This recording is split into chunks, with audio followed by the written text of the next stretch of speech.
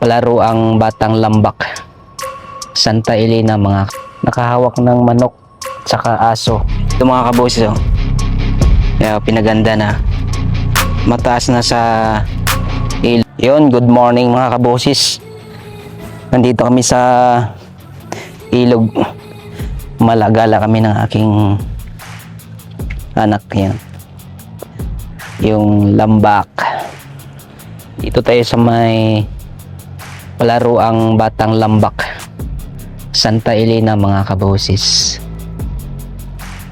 Malaki yan. Basketball court. Ginagawa pa yung ilog, mga kaboses, oh. May mga ano dito ng ano, rebulto ng mga bata.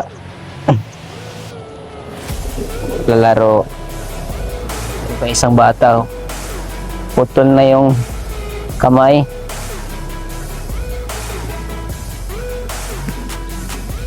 Itong isa, ano kaya to? Yan, oh. Parang nakayuko. Nakayuko yung isa. Ito naman yung isa. Nakahawak ng manok tsaka aso. Yun, oh. Yung isa mahawak ng bato. May hawak sa na bato. Yun mga kaboses. Galagala kami ng ginalagala ko kasi walang init dito sa ano, nandun ang init man daw sa kabilang ilog. Tawid.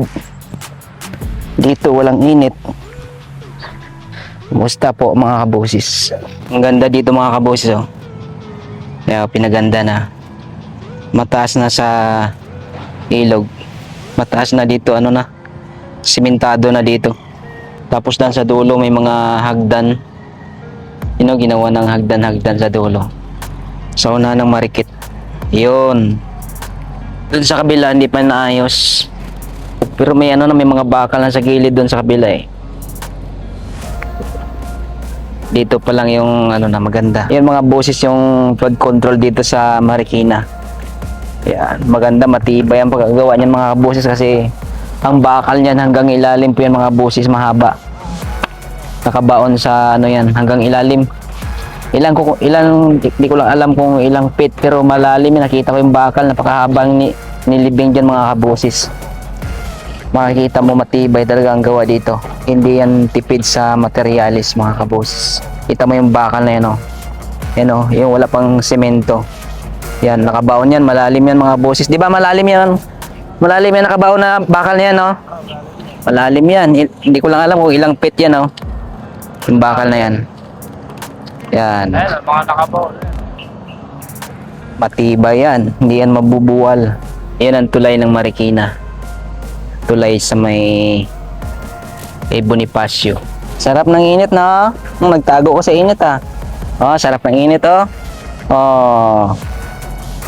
Sarap ng init, 'di ba? Kasi maaga pa, pag medyo tanghali na masakit na yung init. Yun, bye-bye mga kabusis. Uwi na tayo kasi mainit na. Mainit na. Nainitan na yung baby namin. Sige.